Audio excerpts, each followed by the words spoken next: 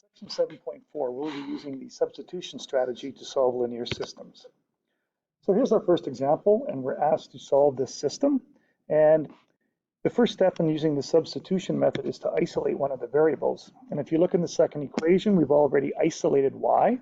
So what we're going to do is wherever we have a y in our first equation, we're going to substitute in negative x plus 3. So I have 2x plus, and when we substitute, it's always important to use brackets. So in place of y, I'm putting negative x plus 3, and this equals 5.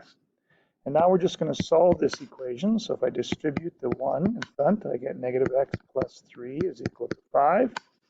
Collecting like terms, I get x plus 3 is equal to 5. Therefore, x is equal to 2. Now I'm going to find y. And to do that, I'm going to substitute into this equation. It doesn't matter which one you use, but y is already isolated. So it makes more sense to substitute into the equation negative x plus 3. And in place of x, I'm putting 2. And this works out to be 1. So my solution as a coordinate is the point 1. Again, if you were to substitute 2 in for x and 1 in for y, it would make that equation true. And 2 in for x and 1 in for y here, it would also make that equation true. So we know that this is the correct solution. Okay, in the next example, we have to isolate one of the variables first. So let's isolate x this time. So from this equation, I'm just going to subtract y over.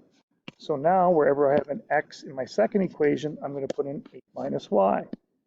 So I'm left with 3 times 8 minus y, subtract 2y is equal to 14.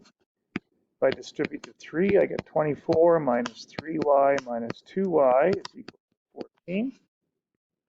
So 24 minus 5y is equal to 14. If I subtract 24 to the other side, I am going to get negative 10. And divide both sides by negative 5, and I'm going to get a value of y equaling 2. So now I want to find the x coordinate. So to find x,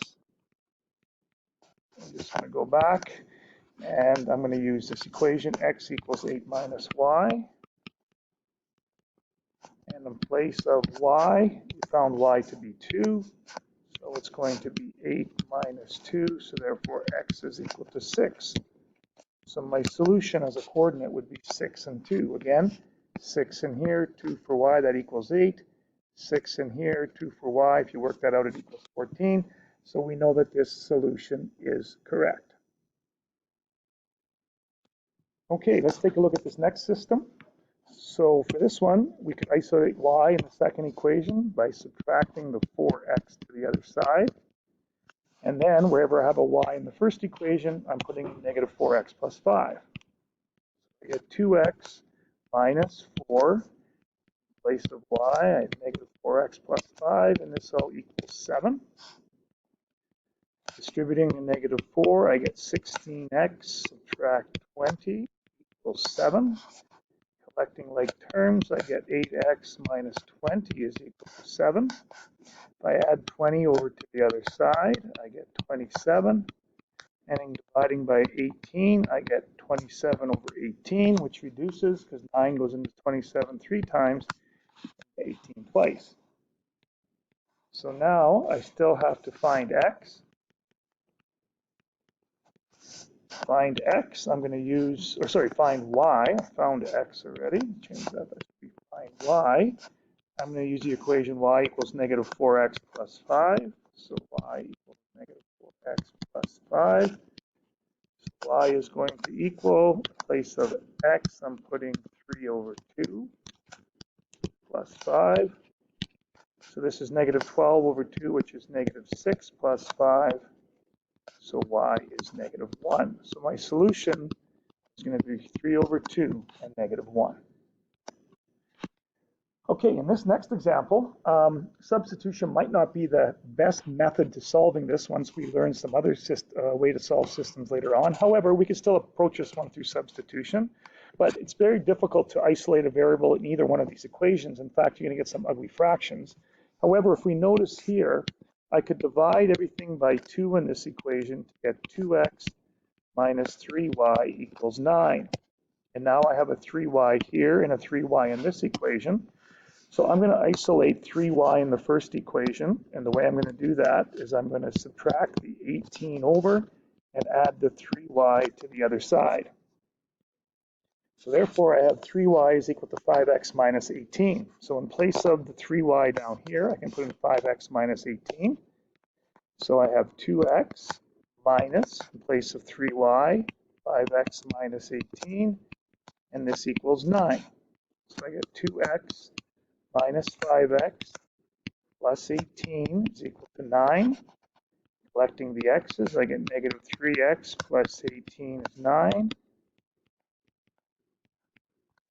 Add or subtract 18 over, and now if I divide both sides by negative 3, I get x equaling 3.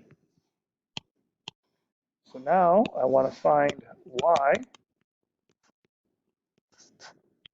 So I have 5x minus 18 is equal to 3y. And in place of x, I'm putting in 3. So 5 times 3 minus 18 is equal to 3y. 15 minus 18 is equal to 3y. Negative 3 is 3y, and if I divide, y is going to be negative 1. So my solution is going to be the point 3 and negative 1. Again, this is probably not the best way to solve this system, but it will work if you want to use substitution. Okay, in our last example, we have fractional coefficients that we have to deal with.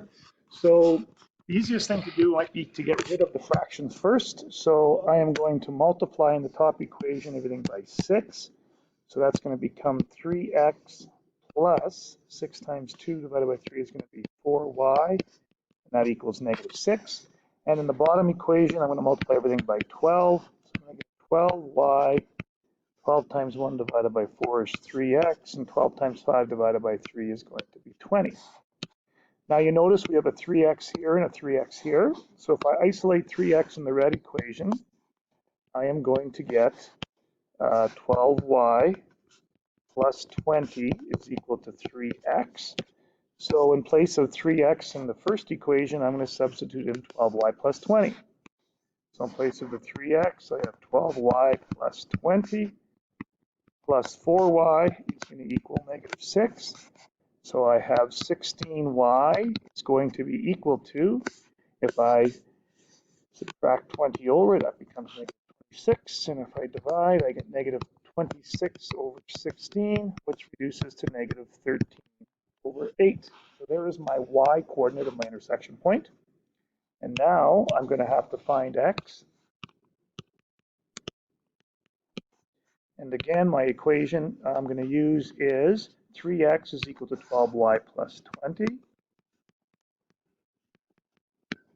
And in place of y, I'm putting negative 13 over 8. So 3x is equal to 12 times negative 13 over 8 plus 20. And now I have 3x is equal to 12 times negative 13, which is going to be negative 156. And if I divide that by 8, it doesn't divide evenly, but if I reduce the fraction, it's going to be negative 39 over 2 plus 20. Now it might be easier to multiply everything by 2 to get rid of the fractions. So 6x is negative 39 plus 40. So I get 6x is equal to 1, and if I divide, x will be 1/6. So my solution is going to be 1/6 and negative 13 over 8. Okay, that last example, again, substitution might not be the best method to do that question, but again, you can approach it that way if you'd like. So there's your assignment from the textbook. There's also a handout you get in class today, so please check the answers on the website and give those a try.